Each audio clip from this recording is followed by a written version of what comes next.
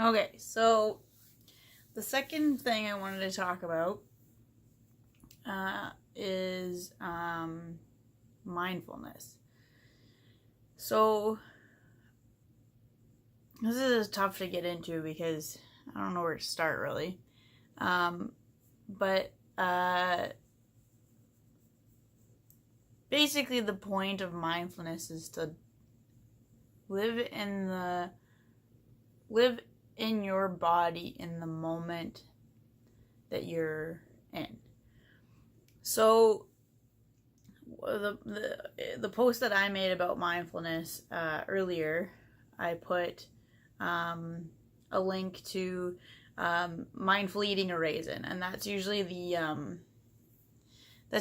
introductory kind of step into that realm of thinking, because it's an easy thing. Like, it doesn't take a lot of effort.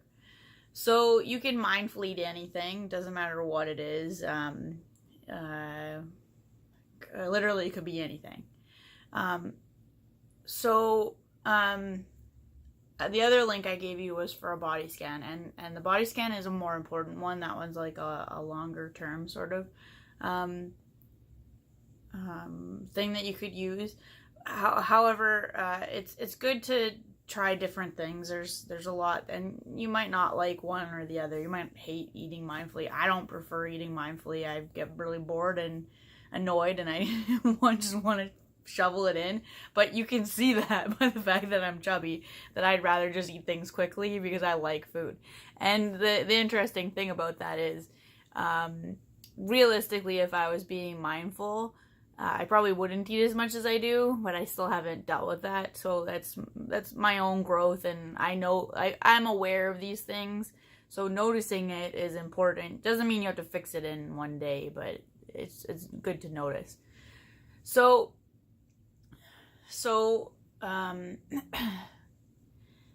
for mindfulness to be effective, you have to do it for a little while. Hang on one second, I forgot to bring something. So what I brought is a very helpful sheet that I find helpful. So this is the cycle of basically the processes of your brain, and it was what I was talking about, the amygdala being oversaturated with information. So external events, physical, social, environmental, thoughts and emotional pain, or internal stressors, or external events. Those things cause nervousness, cardiovascular, digestive problems, immune problems, musculoskeletal problems, and they cause the fight, flight, or what the hell is the third one? Or this is alarm reactivity. Oh, freeze. Fight, flight, or freeze. So that will go to automatic habitual stress reaction, and that's hyperarousal. So that's the amygdala being triggered. It's triggered all the time. You react to everything. Frankie, why are you so nosy today? So the way we'll usually process that is an internalization. She's like, I'm freaked out. What do I do? Don't show it. Don't let anybody notice. Like, don't tell anybody. Like, just hush it up. Because if you do that, then the people don't have any armor, or like you don't have any ammunition to get you. So then you have it's an inhibition of the stress reaction and chronic hyperarousal. So, oh frick. So you're chronically in this state now. Then you'll go to maladaptive coping, where it's self-destructive behavior and substance dependency. That's drinking, that's cutting, that's negative negative view of yourself. Like, I'm crap. I'm not good at this. The tendency to just call yourself down, like it doesn't seem like that bad when you're doing it, but after a while, you do get very dependent on hurting yourself, and it doesn't even seem like you're hurting yourself. In a lot of ways, it makes you feel better, but that's part of the addiction. And then it'll go to straight breakdown: exhaustion, depression, genetic predispositions, and illness. So something that might not have been triggered, like for myself, I'll get eczema if I'm chronically upset. I'll get extreme breakouts of eczema. I'll get psoriasis. I'll get heart palpitations. I get dizzy. Like all these things that, like, I'm fine now, but if I'm too over stimulated, again with the amygdala, then all these things are triggered over and over and over again from very minor things often. So a lot of you guys are stuck in this maladaptive coping, the tendency to want to abuse yourself, and either some of you have messaged me about penis humiliation, like that tendency to want to humiliate yourself, the tendency to say that you're not as good as somebody else, like in a very cutting way. Like the more hurtful it is, the more cathartic it is. And also, some of you are cycling between these two, where it's depression and anxiety and just like all around negative thoughts. So we also have a table about coping with stress, with responding versus reacting. So they're saying like external events, physical, social, environmental, internal stressors are thoughts, emotions, and pain. So it's still the same thing: nervous, cardiovascular, digestive, immune system, musculoskeletal. So when you're using the mindfulness meditation response, there's possible arousal. So it's possible that you'll get a response. But you also have an awareness of the body, awareness of context. That's what I've been saying about understanding. I understand when that girl was saying those things, but I don't react. And it's knowing the context is very important. It gives you strategies and options: emotional focus-based strategies, problem-focused strategies, meaning focus strategies, seeing new options. There's a lot of options that are not very, you don't know if you're stuck in this cycle. You just don't know it. It's not available to you. And you get a quicker recovery. This is primo for you guys. When a girl, and Red's found this as well. Like when you have something that happens that would normally crush you for days, that it doesn't crush you.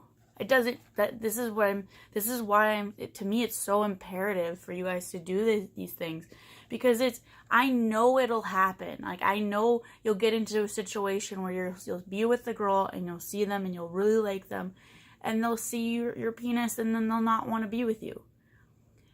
But not only that, some of these will help you deal with it at the time and say, hey, like, this might not be ideal for you, but maybe it's not as important as you think it is. If you have the strength in yourself and the time to deal with people, you may find that you have more options, because you will know that they don't know that there's more options, so you could give them to them. But back to the quicker recovery. If it doesn't work out and it goes poorly and they're not particularly very understanding, if they have the predisposition to be mean to you, it'll hurt. It's not gonna not hurt. Like I'm not lying about that. Like there's no you're still gonna be fucking miserable. But what the thing is, you probably won't be miserable nearly as long. And especially when you're in that moment where you're feeling miserable, you'll be able to notice and move out of it.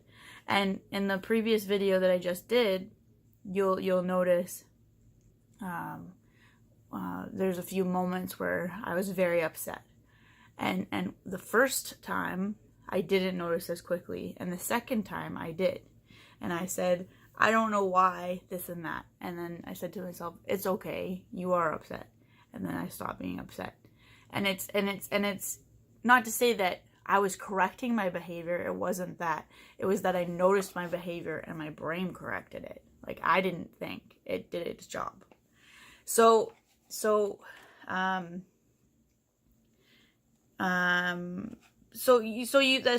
the thing. So you could keep going through this cycle that we were talking about on this side, same cycle. We could keep going through this cycle, or we could just fucking go straight to the good stuff. And that stuff isn't easy. Like, this is not easier than this. This is easier. So I want to like make that clear. This is easier. If you want the easy way out, this is the way you go. But this will not make you happy. And it will never make you happy. This will. And it's not to say that you'll be happy every day. You won't be happy every day. But you'll be happy a whole lot more. And I can say that just for myself. I haven't had a whole lot of bad days. I've had a few days that were very challenging. Shy Platypus had a day with me that was very challenging for me. I got very upset. I was very... you could go back and look in the messages. I told him I wanted to punch him in the face. That was a very challenging day for me. And I was not happy with myself. But at the same time, I was understanding of myself as well. But I learned a lot of things. And I learned that who I am now is different than I used to be. Because I don't generally enjoy... I don't enjoy fighting anymore. And that's that's a big thing. And I think a lot of you guys enjoy fighting because enjoy fighting with certain people. You don't necessarily enjoy fighting with me because I don't fight back, really. Like, I fight back, but I don't get dirty, down and dirty with you guys. And I think that's something that we're all waiting to be destroyed by someone a lot of the time. And that's why that's why I used to like fighting. Because I wanted the hurt. And a lot of the time, like, I enjoyed the hurt and then the getting over it part. But I know a lot of you guys just want to live in the hurt because you're already hurting. So these are some of the things that we were doing in the class. So it's like an awareness of pleasant events. So it asks you, what was the experience? This is per day. What was the experience? Were you aware of the pleasant feelings while it was happening? How did you feel in detail during the experience? Describe those sensations. What moods, feelings, and thoughts accompany this event at the time? And what thoughts are in your mind now as you write it down?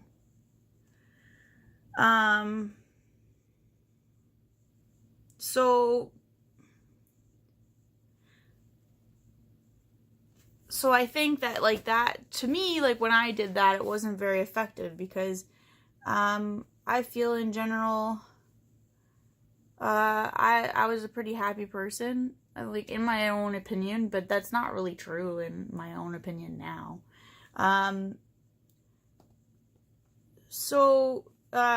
want to share one of the things that I wrote in. So on the Saturday, whenever the class was, I went to a friend's birthday. Were you aware of the pleasant feelings while the event was happening? Yes.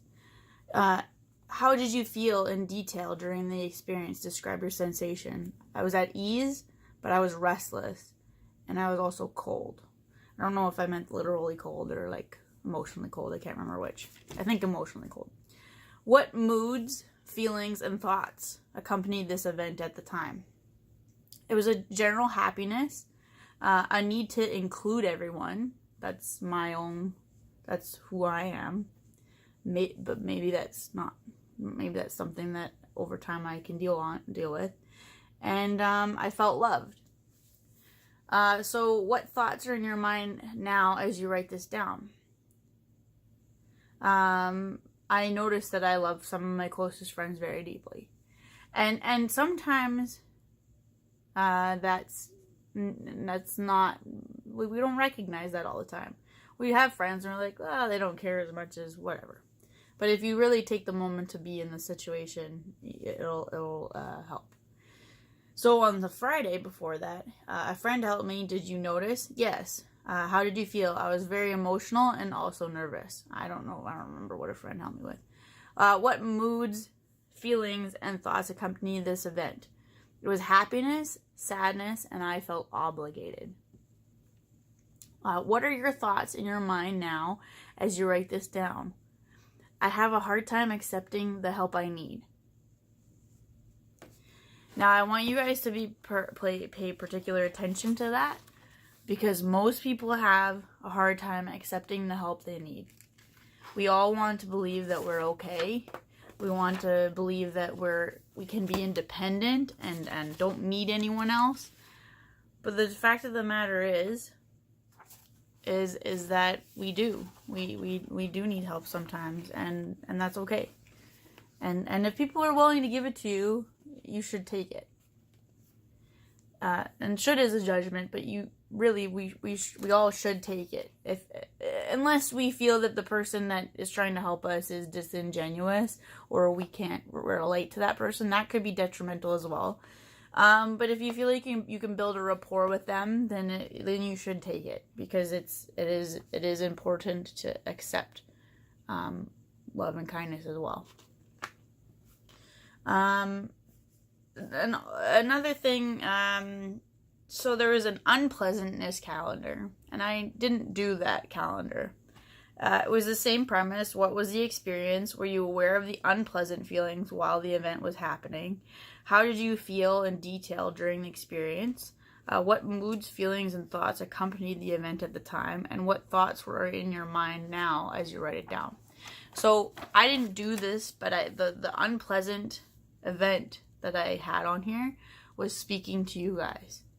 And it wasn't everyone as a whole, but it was one particular comment, and I can't remember who made it now. But somebody said to me that I was too flat, that my response was too flat, that it was disingenuous.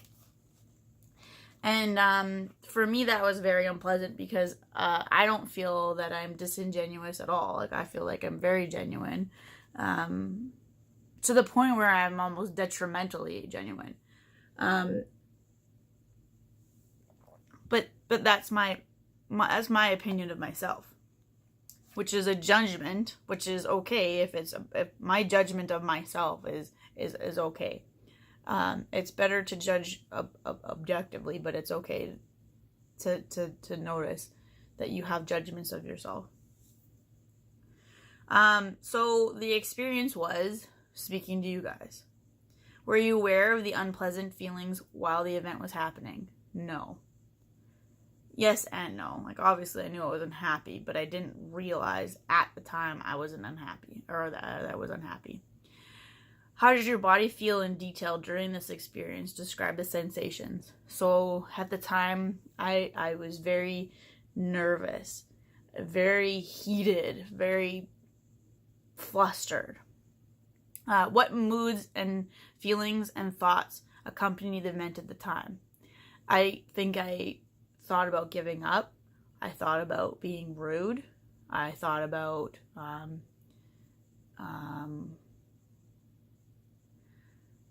maybe blocking him. I don't remember it in detail, but I often consider being rude, but I take the time to make the choice not to be, and that's because I don't feel that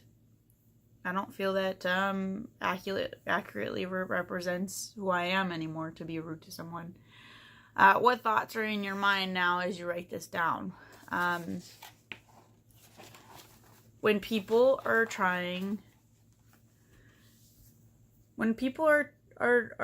fighting they often are intentionally making you upset so that you will be rude to them. That's what I got out of that day. And we talked about that in class, is that often we expect a certain thing from people.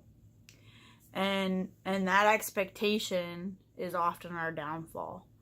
And my ex-boyfriend, my last long-term boyfriend, he said to me, it's good not to expect things from people. And that really irritated me at the time, because I'm like, why wouldn't you expect things from people? That's not fair to you. If you have no expectations, then you're never gonna get anything from anyone. Like, so it's a negative, like your self-esteem isn't high enough for you to want to expect something from someone. But in reality, it's important not to expect things from people, and he was correct in that. It is important not to expect things from people. It is important to notice what they do and when they're doing it, and everything that they are. Like, in the moments where you're with them. If you expect someone to be a certain way, often you're expecting will spur them to become that. So if you expect someone to be a bad person, often they will be a bad person. Because it's easy to be what people expect us to be. And it's part of our social cues. Like, we try to fill the space that's empty. And if somebody is wanting you to be this certain way, you say, well, I'll fucking show you, and I'll do that. So, like, often when we're angry or upset, like, we will become the people that is expected of us. And even if that's a bad thing, then we'll still do it. It's a very difficult situation. So I'm going to stop it here, and I'm going to continue on another one because it's 22 minutes and it's going to be long to upload. So I'll just upload them in 2 parts.